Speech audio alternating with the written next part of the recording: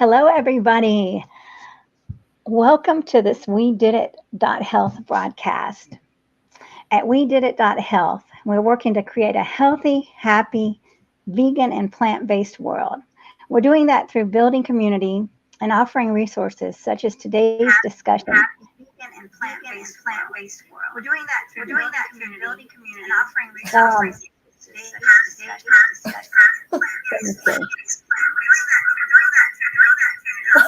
I don't know what's going on.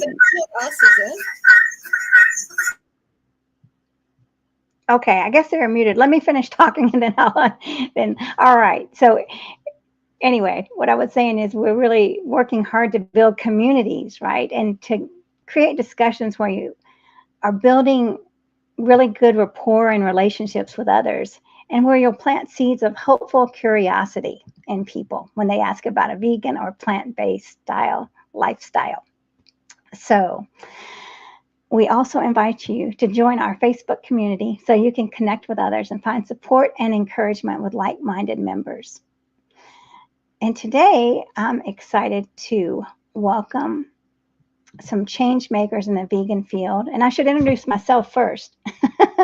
I'm Mariquita Solis, and I'm so excited that I'm forgetting about me. But these two change makers have been working so hard for years in the vegan community. Angel Flynn and Light of Gentle World. They're going to share with us today their story of how community really uplifts and is the key for successful living in the vegan lifestyle. We need each other. So welcome, Angel and Light.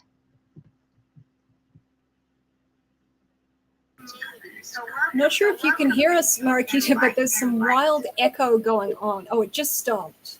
Were you not able to hear that? I hear it. Is there another tab open?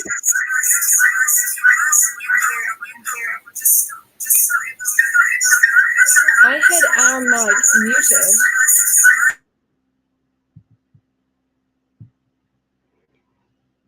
I don't know if the tab is running on another page, maybe.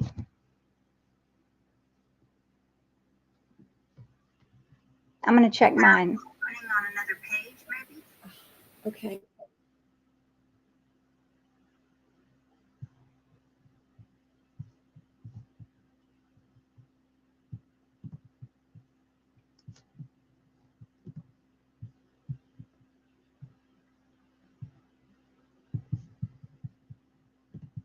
Okay, let's try it again. Okay, does this sound any better? Yeah, that sounds good. Okay. Okay, let's try it again. Okay, does this sound any better? Yeah, I still have it a little bit. Yeah, that sounds good. Okay, let's try it again. But mine is still happening. All right, I'm closing every tab I have here. Yeah, that sounds good. Okay, let's try it again. Mine is still happening. All right, I'm closing every tab I have.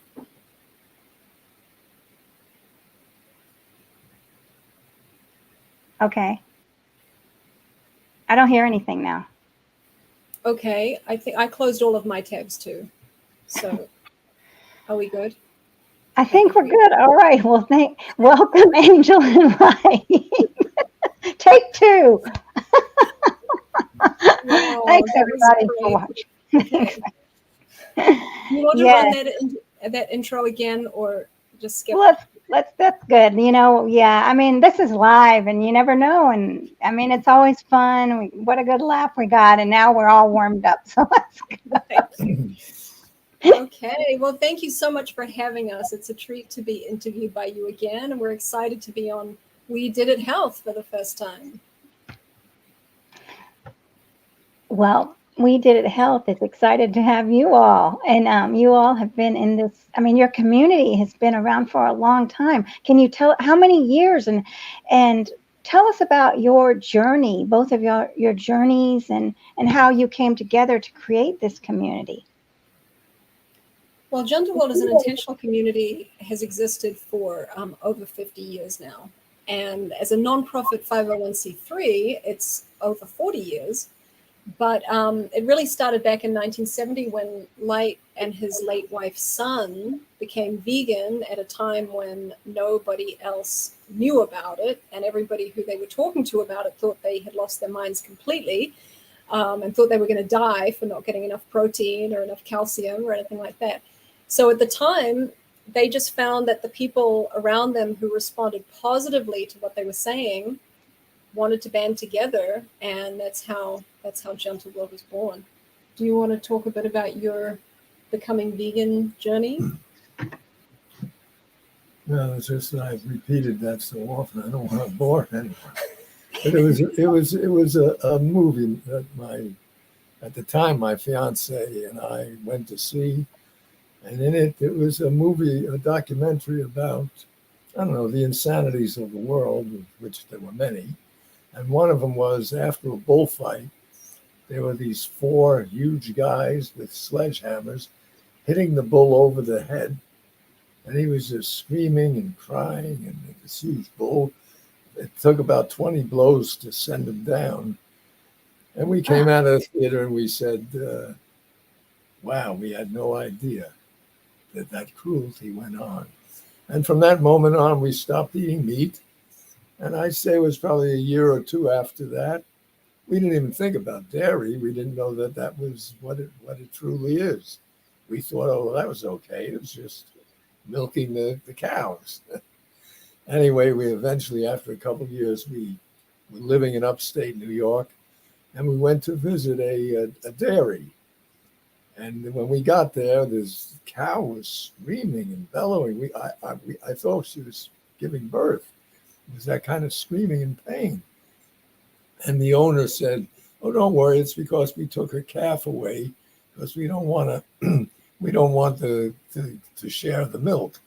And the milk is their money. But she said, don't worry, she'll stop in about 2 or 3 weeks. The mother will stop crying. So we said, well, we don't want to overlook it. We want to stop it. And from that moment on, we stopped eating all dairy. We thought we would never have ice cream again. We were ready to do it. We didn't care. But that's how we thought. And of course, nowadays, we have everything from milkshakes to, with vegan milk and probably pizza and everything else. It's one of the more positive, which I want to get across to people who've just become vegan or vegan a short time. I know it's terrible. It's something that should have ended yesterday.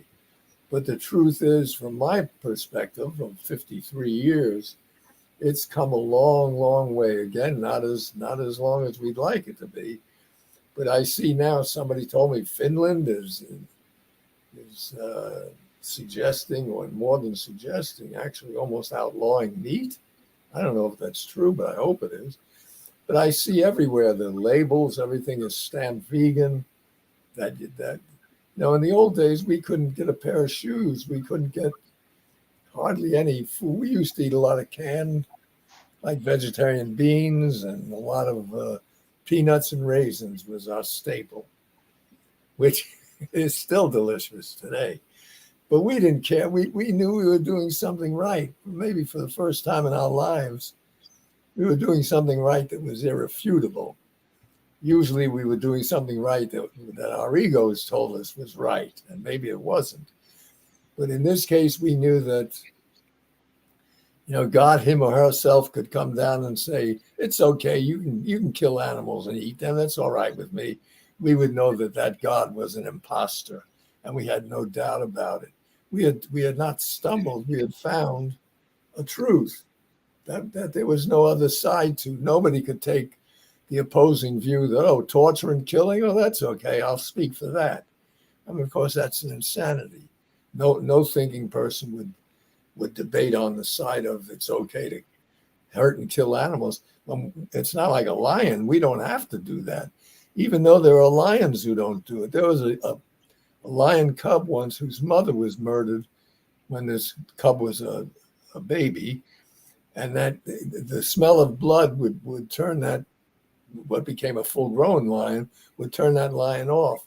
And that lion never ate anything, any meat, anything that had blood on it. So it's possibly, they have the expression when the lion lies down with the lamb. Well, I think first human beings have to lie down with the lamb and stop killing them and making them into food. Before the lion is going to lie down with the lamb, I think humans have to lie down with the lamb.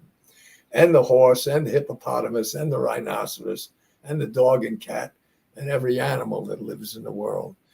They're some of the best, especially as we all know dogs, some of the best creatures that ever existed on this planet.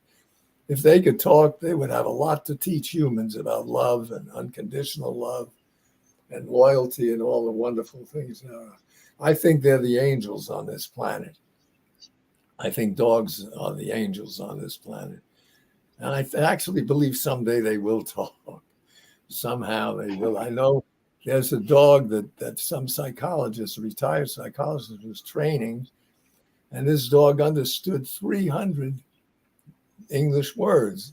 And he would put a bunch of stuffed animals, maybe 100 stuffed animals in another room. And he'd say, get the elephant, get the horse, get the cow. And this dog would get up and go in and get the horse and the elephant and the cow, which is more than a toddler would do and more than some adults could do, to tell you the truth.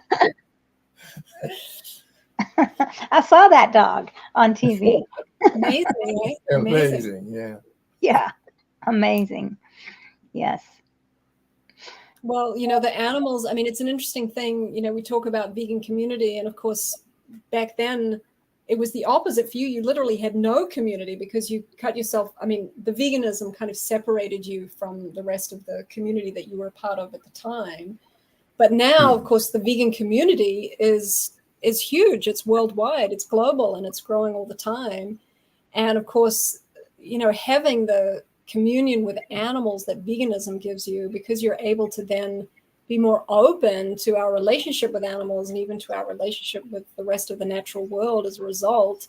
In a sense, I feel it gives even more of a sense of belonging, a deeper sense of belonging than maybe we think we're being cut off from when we become vegan. It does maybe change some of our relationships and our relationship with society. But we gain this other relationship with the vegan movement and with the hope that veganism represents. It gives us a whole other way of belonging in the world that I think is actually much more conducive to inner peace and that other thing that we need so much, which is having a life of meaning, having a purpose to our lives, which is also so important for mental health and spiritual health. I actually believe it's a great antidepressant. So many people are depressed for good reason. Now they're talking about nuclear war. That makes a lot of sense. Only kill half the world's population. Aye. So anyway, I think it's an antidepressant because it gives somebody something to do that's, as they say, larger than themselves. I know as soon as we became vegan, this became our goal. Our little petty problems weren't the same as what was going on with the animals, and plus it actually changes one's interior makeup. It changes ourselves. Ourselves. It changes, and I think anybody who's really depressed ought to give it a try, even if it's for a month. And all of a sudden, you take your mind off your own, whatever depresses you, your own problems, and you're doing something that's helping all these unfortunate creatures' problems, which are greater than our own, since they're being tortured and killed. And I don't think many depressed people are actually being tortured and killed like that. So I think it would be something that somebody would try to use that as a cure for depression instead of things like opioids or whatever. That's making the situation worse, which the medical world has been known to do, to give you something that makes the situation worse. That's always a good idea too. It's a little bit of an insane asylum. I don't know if I want to be that, but it's hard to get away from that reality that they're actually talking about using nuclear weapons now. I mean, if that's not insane, then I don't know what the definition is. Yeah. So, I mean, it's really great that you have the community that you all do. I mean, to reach out to people that are like feeling afraid at this time, right? And with vegans that don't, a lot of vegans are alone, and you've built this community, this structured place for people to, with similar interests, I mean, with the same interests and the same values to come together. And that's so important. Like, I mean, if people are getting scared about what we're talking about, the future of the world and what's going on, that's why we have to have community. We can't just be alone in our houses scared. And so, you all are a blessing to this universe. Gentle World really is. And tell us about, what is Gentle World? What is it like day to day there? And where is the Gentle World? Well, the location we're in currently is our Hawaii center, and it's situated on the Big Island of Hawaii, which is also known as the Island of Hawaii. We have a second location, which is in New Zealand, at the top of the North Island of New Zealand. We just haven't been able to go there for quite a while because of COVID restrictions and some other things that were hanging us up from going. There is a crew caretaking the New Zealand property right now, and they're trying to actually bring it back to life from a few years of dormancy so that they can begin welcoming visitors again, because that was something that we were doing prior to COVID, which was a really nice way for us to open the doors of the community to people from elsewhere to come and see what it is like, what we do here and how they can be involved. We haven't been doing the visitor program in quite a while, but if people are interested in learning about that for some time in the future, we do have information about it on our website and some stories from people who have come to visit and worked in the gardens and things like that. We definitely try to, in either location, grow as much food as we can. We really, really like to eat our own veganic produce, for one thing, because even organic produce is problematic from a vegan perspective. They use lots of slaughterhouse byproducts and things like that. So Gentle World has always, for decades now, been forerunners in the veganic growing field, as it were. So we try to grow a lot of our own food. We always have rescued animals. Right now we have 2 rescued dogs here keeping us company for this interview. And at our other piece of land here in Hawaii, we also offer grazing to other animal rescues. So right now there's the number changes, but it's anywhere from 12 to 16 rescued horses who are helping to keep the grass down at our other location. It's really nice to be able to help them have a home, because they were all destined for the slaughterhouse if they hadn't been rescued by this local animal group that actually goes and takes them from these last chance auctions. If I may pun, I'd like to say they make great neighbors. They really are. Just to look at them up there on the hill, they're just beautiful creatures. They're so regal. They're wonderful. It's wonderful to have them and to know they're eating this fine grass that they say is top notch for herbivorous animals, the grass we have there. Well, it's a beautiful symbiosis because, we're not believers in like making animals work for us or anything like that. But it's nice that when you are giving sanctuary to these grazing animals, they can kind of pull their weight by helping with the mowing. I mean, that's a nice thing to know, that it's beautifully non-exploitative, but it helps us. So it's like this wonderful, win-win situation. We started it with cows. We wanted to help a local sanctuary that has 5 cows who were rescued from a major dairy operation that happened here. There was a big dairy rescue where a huge dairy farm had to be closed down because they were polluting the water, by the way, because here in Hawaii, water is a big issue and people like to swim in rivers and things like that. And the local people were complaining they were getting sick from the rivers because it was being polluted by this huge dairy farm. So they actually, under environmental regulations, they managed to get it closed. But when it closed, there were 2,000 cows in that farm, cows and calves, and a beautiful animal rescuer here teamed up, raised a whole lot of money, and found homes. It wasn't just even because there aren't too many animal sanctuaries here. It's it's an island, and there's not a lot of that going on. But she actually found forever homes for these cows where they would be able to live out their lives and just graze. And one of the sanctuaries took 5 of them, and she needed extra grazing, so we brought them onto our land for a period there. It didn't work out because the rancher who grazes his cows in all the lands around us has bulls breeding with the cows year round, and our girls wanted to get to his bulls. And unfortunately, it was an example of where even to try to rescue animals sometimes can be thwarted by this animal agriculture thing that's going on all around us. But they did get it started with starting to get the grass down on our vegan land property, which, prior to that, the grass had been a major issue to try to get it under control. And helping these animals by, helping the rescues actually was a big part of helping us to get it manageable. So it was just a beautiful win-win. Wow, we went way off track of your original question. What was it? What is daily life like? Well, one of the things I was going to say, because we were talking about, community and the importance of connection and the importance of, having something meaningful to focus on in a world which is getting scarier and scarier. And I think having a group effort is in and of itself meaningful because, to live cooperatively and work cooperatively with other people, you have to be able to overcome this perceived separation that we have.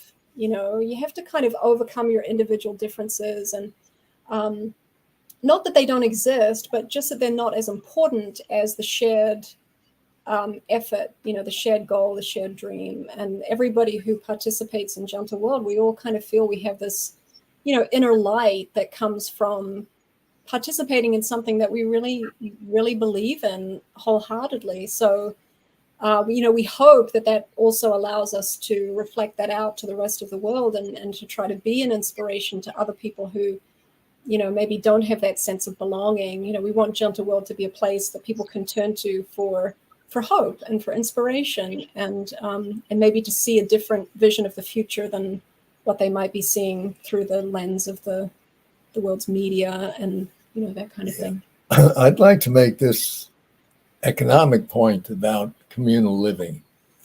For example, I drive by in town, I see these people who are living paycheck to paycheck, but they always have a brand new vehicle in their driveway, which nowadays costs, I don't know, a pickup truck must be $35,000, $40,000. Well, when we all got together, we happened to have 1 or 2 men who were mechanics. So we didn't need to buy $50,000 vehicles. We could buy a 10 or 15-year-old vehicle. And instead of having to run in and pay somebody a lot of money to fix it if something went wrong, part of your commune is a person or persons who can fix a vehicle. We still do that. Our cars are in good shape, but I think the newest one is 10 years old now. But they the point is, well, you can buy in bulk. We used to buy tahini in 5-gallon buckets and maple syrup in 5-gallon buckets, which is a lot cheaper than buying those little jars they have. I wish, of course, it's a matter of people learning to live together, but all these poor people who live separately, if they could only learn to live together, it would be a way to combat their poor economic status in life. It's sad if people only learn to live. The whole world's a commune. They just don't realize it. We're all human. We're all a commune, just like every cat's a part of a cat commune, every dog and every we're all together. That's something that has to be learned along with veganism. As if we're all part of a commune of human beings. Boy, I'm afraid to say, a long way from that. But if only vegans would get together, as we did, we couldn't sit and eat with people who were eating the leg of a lamb or the breast of a chicken. So finally we just had to separate from that. And we lived together. At the peak, it was 35 people. Of course, all vegan, everything. Our dogs were vegan, our people were vegan. And of course, in the beginning, when they say the dogs were vegan, they did that at a time when, I mean, people didn't know that humans could do it healthfully. And with the dogs, just like it was with themselves, it was a little bit of a leap of faith into, we know this is right, and we believe that this can be done healthfully. And the dogs ate what they ate. I mean, they would just make, they would make this whole fresh food and share it with the dogs. And then, of course, over the years, I wanted to say this is one of the great things about the vegan community is people out in the world taking on their own different roles. And now we have beautiful products like the dog, and then the book I was just mentioning to you, The Plant-Powered Dog. I mean, it's amazing to see how the vegan community, as it grows, people take on their own missions, to move it all forward. And we all get to benefit from that. So now our dogs are big fans of the dog. Just wanted to mention that. Very big fans. Yeah, and Linda, one of the owners, Linda and her son. I mean, Linda's a powerhouse. I mean, she's an amazing example, and then she really works hard. I mean, building community and mentoring other people through veganism. So it's beautiful. That, I mean, connecting with others is what we have to thrive. So absolutely, yeah, we yes. stepped And away there are from more and more. There are more and more opportunities for that now too, and even if people are feeling isolated, if they're in a community where they're not surrounded by many vegans and they feel kind of alone in it,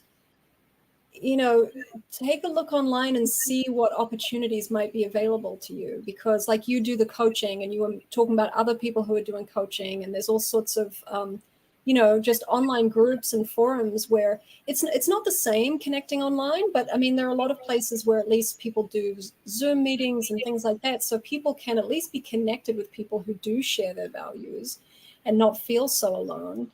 And also just to recognize that this community is growing. And even though it feels, of course, horrendously slow, that the animal industry is still doing what it's doing, and it's so slow for people to awaken, and it's bizarre because it's such a simple thing, and why is it taking this long?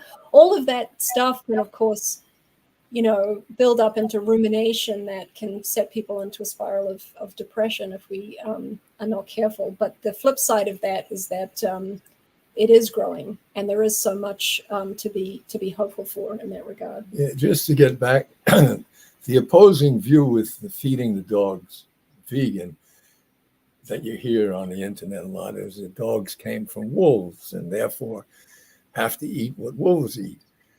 But that's so far from the truth. We came from, if that were true, we'd be jumping from branch to branch with our arms, They've lived with us for, some people think, 100,000 years, but even if it's 50,000 years, I have seen in my own life, which is a lot shorter than, not much, but a little shorter than 50,000 years, I've seen dogs go from, well, you remember they used to say fight like cats and dogs? They would kill each other if they got together when I was a kid.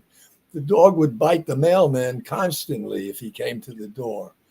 And then dogs would fight with each other. Now you look on the internet, a dog is sleeping with a bird, with a turtle, because they've learned to, as far as I'm concerned, they've gotten together to oppose the common enemy.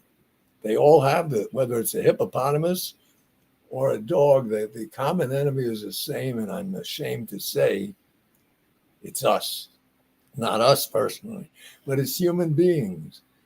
And I just hope that young people don't get discouraged, because I see a tremendous, tremendous change, and not enough, of course, but what a change. I look and I see vegans stamped in the supermarket, vegan products. I see on television, they don't make fun of vegans so much anymore like they used to.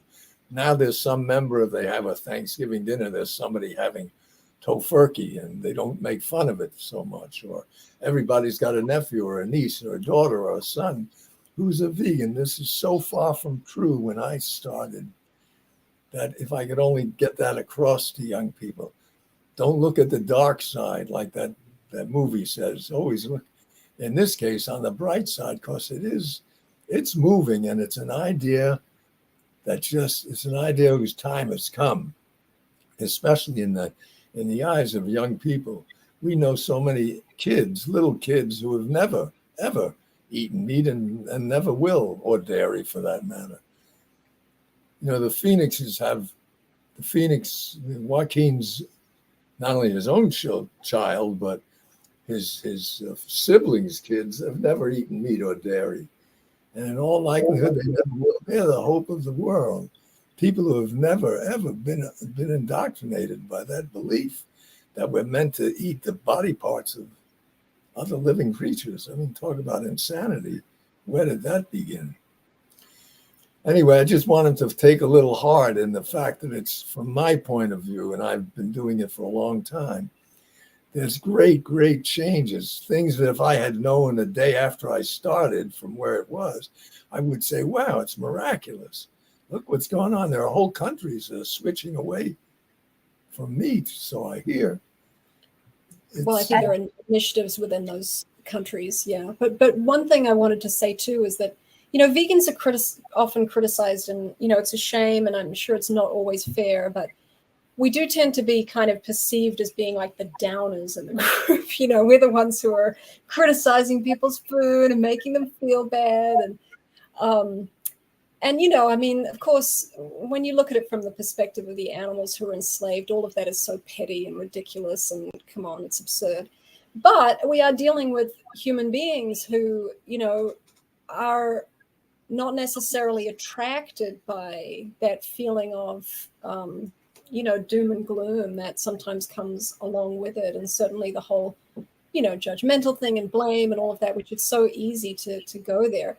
But I think if vegans are feeling isolated and they're feeling down and they're focusing on the negative and forgetting to focus on the positive, it also alters the vibration that we put out to other people, which is going to change whether they're turned on by what we're presenting and attracted by it and want to be a part of it, or whether they're more kind of turned off by it and don't really want to be in that kind of energy field, or however you want to call it. And I think, it's not so much a matter of, that it's bad or wrong to focus on the negative. And we certainly try to, inform people clearly about what's going on. When people come here to visit, we show them documentaries and we talk to them about the reality of the situation, because we think you have to open your eyes to that in order to become vegan. You can't skip that step. Like, I don't want to see that. If you're not willing to look at it, you won't ever really be able to understand the importance of this and make a commitment that you can actually stick with.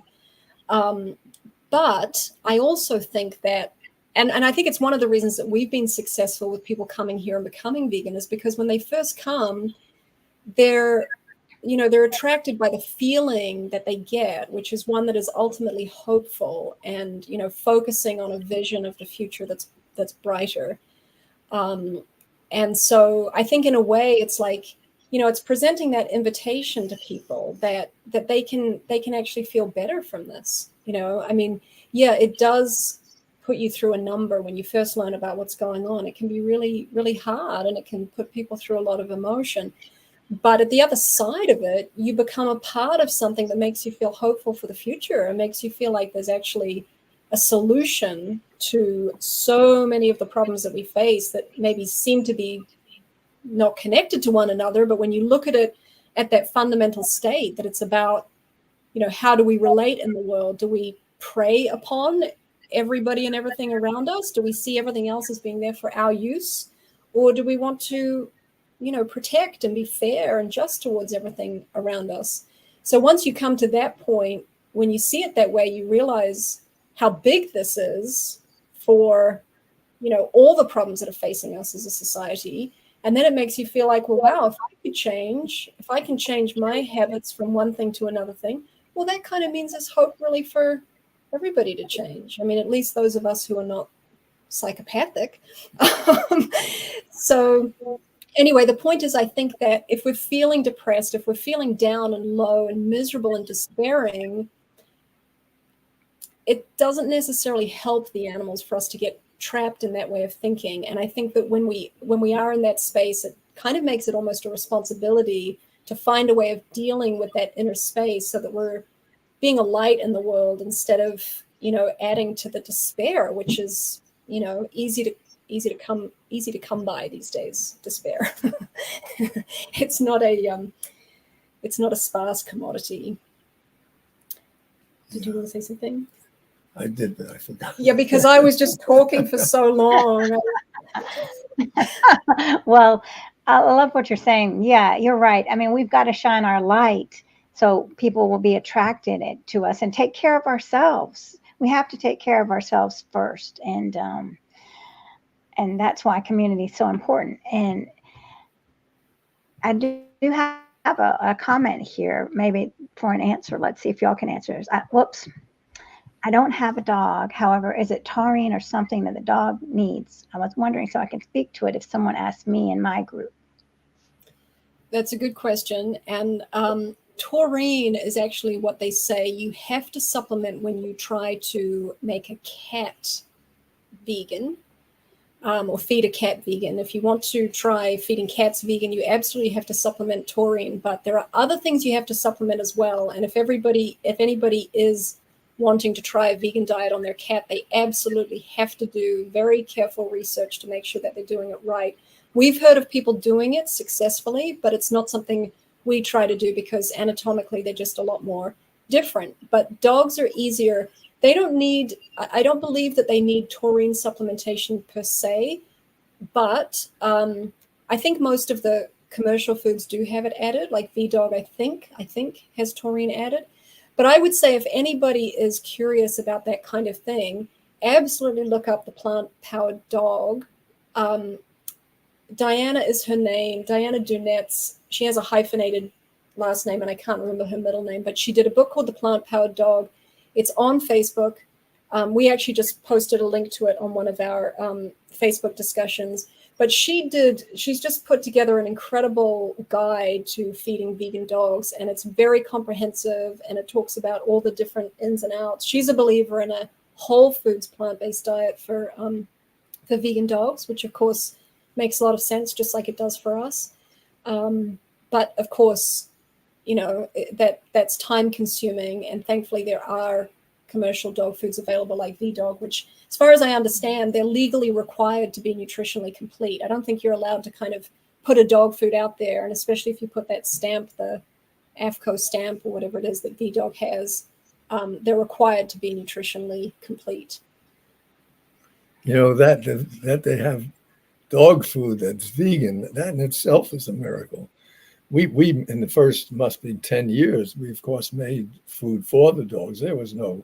We used to dream about those milk bones, but in vegan form, they're shaped like a bone. And now they actually have it. These are miracles to me. Who would have ever thought that there would be vegan dog food, let alone vegan human food? Yeah, well, imagine, when they became vegan back in 1970, he said earlier that they just thought they were giving these things up. When they stopped eating ice cream, they thought they wouldn't have ice cream again. But it didn't matter as much as the veganism. What they were doing, the stand they were making felt so right to them. They didn't care about giving up ice cream. And now, the reward, it's kind of amazing for them to experience those rewards all these years later of, all these products being on the market. But there was a time in Gentle World where they used to sit around and talk about how great it would be if products were stamped vegan. And you could just go into the store and know that what you were buying was vegan. And now, of course, that's true of so many of the products we buy. So there is evolution, there is change. And in fact, I subscribe to the Vegconomist, which is kind of a mix of vegan, and then they have also, stories about cultivated products and things like that. But there's stories about the vegan companies that are on the rise now. It's just amazing, and it's all over the world. They have them in every different country, talking about new burgers and new milks and mushroom steak and clothing and just all sorts of different things that it does help to keep that feeling of inspiration alive. I get that newsletter just because every day when I read it, I feel like the vegan world is growing, and that's such a help to nurturing that feeling of, even though sometimes it's not always easy to recognize it, this pull of evolution is pulling us in that right direction. And now it's snowballed. It's taken on a life of its own. When Light and Sun became vegan back in 1970, and even when the community formed and in its early years, there was no, I mean, there was some people called vegan in England, but they didn't know anybody like that. There was no movement, you know, certainly there was no online reality. There weren't health food stores. Son used to say to me, we didn't have tofu or soy milk, you know. So not only the products, but also the fact that the vegan world, the vegan economy as well, it's growing and it's taken on a life of its own. And now it's just, you know, off and running, which is just astonishing, really, pretty amazing. I mean, even in my time, I'm 23 years vegan, which I guess is not, compared to you, I'm only 23 years. But even in my time, I've seen so much change, you know, from where we didn't have even a good cheese. I mean, remember when the cheeses were all... Yeah, pizza was the last thing that we got to make.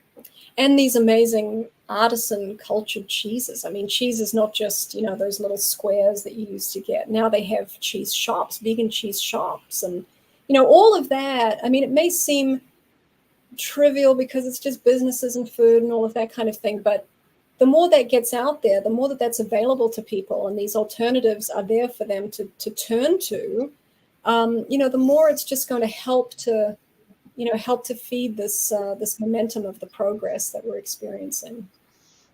Amen to that. And someone is saying evolution and change. Yes, Angel.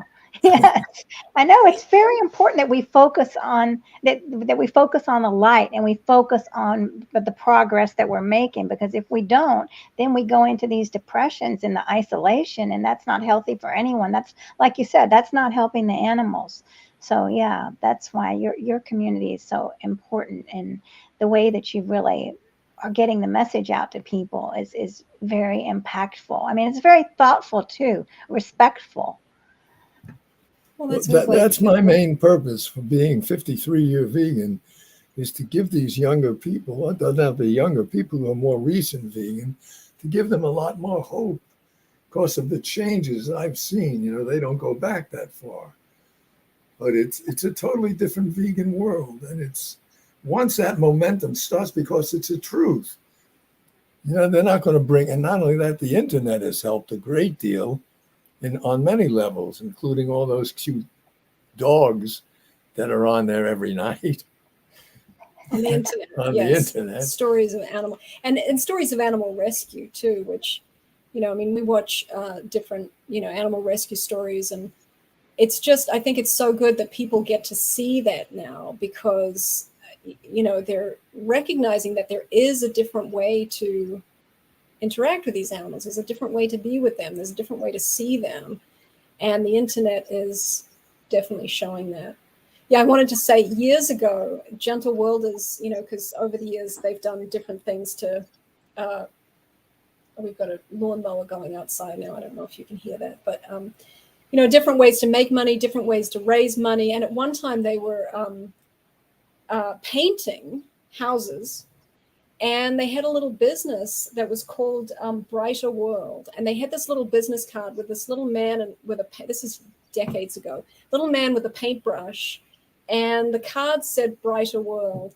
And I think that that's still, even though that was specific to the paint business, it's still a part of what we're trying to do now. You know, we're trying to just show this idea of a time in the future, I guess. You know, we're trying to paint this brighter world and show people something that they can feel more comfortable and at home in. And even if you look at this sweater, so this is something Gentle Worlders did years ago. This was one of their early fundraising things. Flowers did this, actually. This must be, because they had a mail order catalog where they used to do, you know, T-shirts and stationery and all sorts of things. And it's a different way of looking at, you know, like the vegan message, which so often is, you know, involved with the horror, the darkness of what's going on in the farms and the factories and the labs and all of that stuff. And of course, that's endless. If you want to go there, there's plenty to go into and inform people about. And like I said, we do that. I'm not talking about not doing that, but we try to show this other side, which is, you know, like even this sweater, it's just trying to show people the gentleness and human nature. Isn't that a world we would rather be in? You know, that's our relationship with animals, rather than, locking them in cages and dripping acids into their eyes, and so it just gives, it's like, again, it's that invitation into a different part of ourselves, a softer, gentler part of ourselves. And that part has always been there. I mean, we stepped away from it, or we were taught to step away from it as little children. Little children wouldn't have nothing to do with this. Exactly. And we're seeing that more and more now with children who actually are saying it out and out on video, right? I mean, you see these clips now of children telling their parents that they don't want to eat that stuff anymore. Don't make me do it. We all know that it's it's something that children wouldn't want to be a part of. And now again, the internet is showing people that's what that looks like on a child's face, that the way they feel that on the inside. Yeah. Yeah, I just remembered. Oh, what you wanted to say back then? Okay. I want to make this point about this situation with welfareists. Somebody who's in favor of animal welfare to me, is like in 1943 giving the prisoners in Dachau a pillow or a mattress. Not that wouldn't be better for them, but it really doesn't get to the point. They want to make things better so that they use a stun gun, or these are just absurdities. Cruelty is cruelty. A little soft, and that's what welfare is. It's a little better for the animals. A little better is not good enough, because that's not like they're being smacked with an open hand and you need to do a little better. They're being tortured and killed and scared. I've seen so many pictures of when the cow realizes that the cow in front of him is screaming and being killed, and he tries to escape from the enclosure they put him in. One of the saddest pictures in the world. Not to mention what you hear about what they do to dogs with beagles and the army, and it is what they do with animals is just a gross. It's Dachau of four-legged animals, and people take exception to comparing it to the Holocaust, but ask any animal in the world, whether it be an elephant or a rhinoceros or a dog, it's a Holocaust as far as they're concerned, and as far as I'm concerned. And I'm sure as far as you're concerned, and every vegan, it's a Holocaust. We must put an end to it. There is no choice. And there is no peace in the world unless we stop sustaining ourselves on murder. I mean, the murder goes from the four-legged to the two-legged, especially if they're a little different color than white people are. It's just such a sad situation. It must be stopped. And every young people listening, anybody, young or old, listening to this, that's your greatest mission. You must put an end to this Holocaust that's going on, or we'll know no peace, whether it be in the Ukraine or anywhere else. We can't know peace and cause such horrendous grief to people with four legs and funny ears who feel. They may have funny ears, but then again, they smell a lot better than we do. I mean, olfactory wine. And they're a lot nicer in many ways. All of them, including cows. These cows where you could go over and pet them with their big eyes. It's a horror. A horror for the animals as great as the Holocaust was for all the people that Hitler killed. And he's by far not the only one. He's just the most infamous. Anyway, that was my point. I'm glad you remembered welfare point. Welfare is not the answer. It's absolute abolishment. That's the answer. Yeah. I think when we talk about community, what we're really talking about is connection. And that's what people are craving, because people are so disconnected. And of course, everything that's going on in the world that's so scary, including the war, it's all a result of that idea that we're separate from one another, that we're not interconnected at our core. We all know that we are. Even science tells us that now, let alone all of the world's major religions and everything. But anything that hurts others helps to enforce that separation. And, when we become vegan, we actually have the opportunity to deepen our experience of connection, certainly with other animals. I mean, if people take care of dogs before becoming vegan and then become vegan and still take care of dogs, they'll find that their sense of connection with them deepens tremendously. Their appreciation for them deepens tremendously, because it's like you remove this block between you that is kind of, this speciesism that we have, this bigotry against other animals, that their lives are not as important as ours, or their suffering doesn't matter if it helps to give us something that we want, or, all of these ideas exist, serve to separate us from them. So, when we see cows, when you get the chance to pet a cow, it's always sad because we know the reality of what their lives are going to be. But on the other hand, you get to meet that cow with this presence inside you that is, I don't do that. I'm not a part of what's hurting you, and I'm working to help stop what you're going through.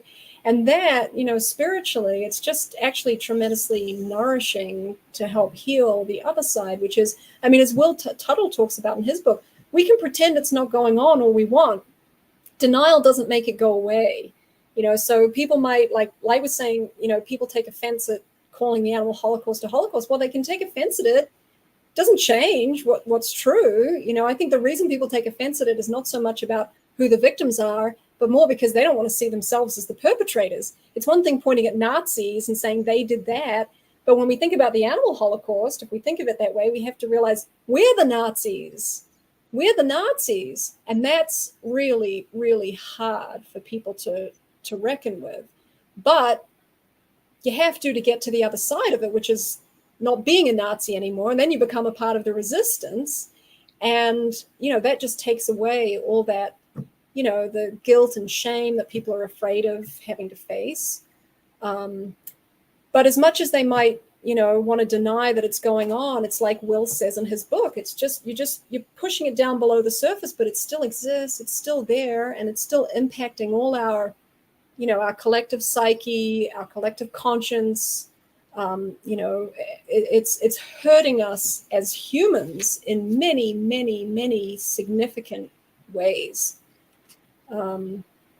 So coming to the other side of that collectively and actually rejecting that bigotry is going to be just monumentally future changing for humanity. It'll be the key into the new world that will allow us to live peacefully and unafraid. And one day, that's the dream.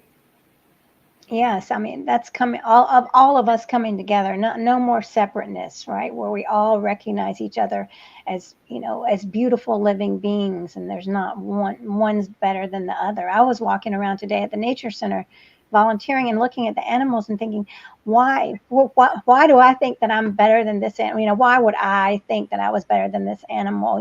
Looking at the little owls and seeing their beauty, right? Which is different from my beauty. That doesn't mean that I'm better than they are. And I thought, how did we get to this place? It's different from our beauty, but somehow it's the same beauty in us that's in them. And as we allow ourselves to recognize it in them, it allows us to recognize it in ourselves as well, because that beauty is our source. That's the life force that unites us. That same beauty that we see in them when we look at a kitten or a puppy or a horse or, or the owl, a whale, a dolphin, that almost haunting beauty that reminds you of something that you want to go towards. That's our true nature. That's the uniting force between us all, that, we're denying it in ourselves when we deny it in them. That's what people don't realize, is that as we deny it in them, we're denying ourselves from recognizing our own beauty and our own deservingness of having our life be revered or respected. So it's so symbiotic. When you become vegan, it just opens up this channel that keeps feeding you, keeps nourishing you, more and more and more over the years. The more you do it, the more rich it becomes. It's a panacea. They don't like to use that word, but veganism is a panacea. It's good for the environment. It's good for humans, of course, good for the animals. It's good economically and good land-wise because they're using all the land, as we know. We grow, Iowa and all those, Nebraska, you think, as a kid, I used to think all that wheat and everything they're growing, I thought, well, look how plentiful we're feeding all the people. But I don't know, 90% of that growth is they feed to animals, which is, of course, another absurdity. It's a panacea, and it's a panacea whose time has come.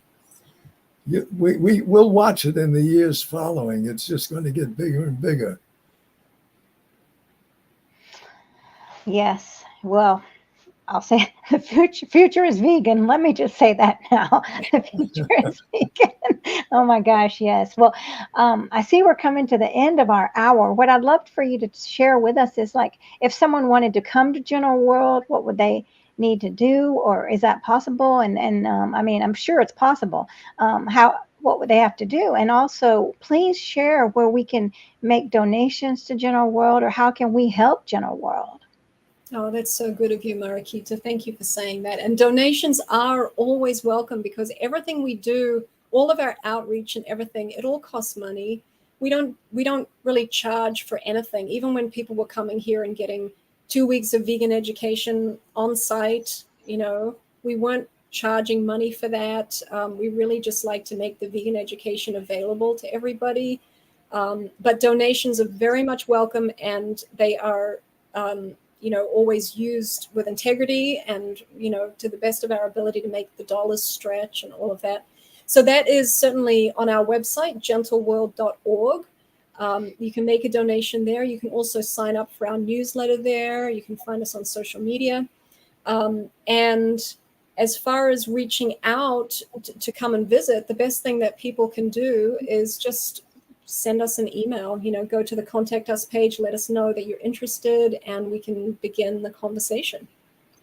And if people want to know anything about feeding dogs, we've probably over the 50 years have had, of course, they don't live long enough. It has nothing to do with the food. Yeah, that's not from being vegan. That's just the dogs don't live long enough. Or some little kid of about 7 once said, they die so young so that we could love more of them, which I thought was about the best reason for that I ever heard, even though it was from a 7-year-old. Yeah, if anybody wants to know anything about feeding their animals vegan, I mean, we're a bit of experts, I would say, in that field because we've had so many.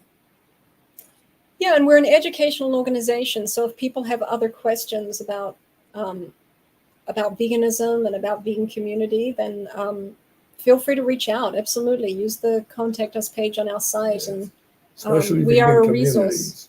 Yeah, we're also experts in that field. Yeah, that's right. Vegan community. Anybody wants to start a vegan community and wants to get in touch, we would welcome that. That would be great. Yeah. And what if someone wanted to come and live at General World? Is there a place for that or no right now? Well, we're a little bit kind of in transition right now in that regard. We're hoping that our new land will open up those opportunities more. That's just been a bit of a process to make that whole thing happen. But get the money to pay for it. That's the rub. Yeah, that is the rub. We're close. We're getting there. We're on the right track. But again, it would just be the same thing. Reach out. Let us know what your interest is. We're open to meeting people whose vision aligns with ours, and if it can be done, we'll make it happen. So the first thing is just to touch base and let us, if someone's interested, let us know what your interest is, and we'll open up a dialogue. We need all the help we can get. The truth is, the whole movement needs all the help it can get. As long as it's helpful, it's good. Yes. So everybody, please go ahead. Seeing the comment you. Thank you, Facebook user. Yeah, we were talking before we started the broadcast just about making ourselves available as a resource for people who want to reach out, who maybe are experiencing some of that feeling of isolation that we were talking about, or despairing, or losing sight of the brighter dream, the brighter vision. And so we do want to invite people to, reach out for a Zoom conversation. We can just talk and help someone to feel that they're not so alone. So that's something people can certainly also reach out and request if they're interested in that. That's beautiful. Well, thank you. Yes, thank you for building this amazing community and all the hopefulness you gave us. I mean, I see these wonderful comments about the positive movement. I like that idea of bringing a positive viewpoint. Yes. And this is so powerful, everything that you've shared. I mean, from moving from here to there. So tonight, we don't have to be sad. Tomorrow, we don't have to be sad. Just play this video over and over and share it with your friends.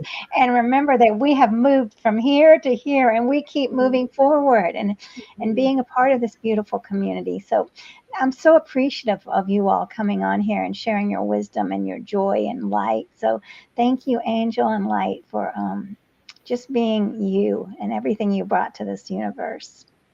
Thank you. Thank you. We're so grateful for the opportunity and the platform and all of your listeners and everything that you're bringing to this movement as well. So thank you so much. Thank you. And thank you everyone for watching. So, I mean, you all we are a community here, and thank you for spending your time with us. So I'm going to say namaste vegan, everybody. And have a beautiful night. And thank you all so much. Thank you. Thank you.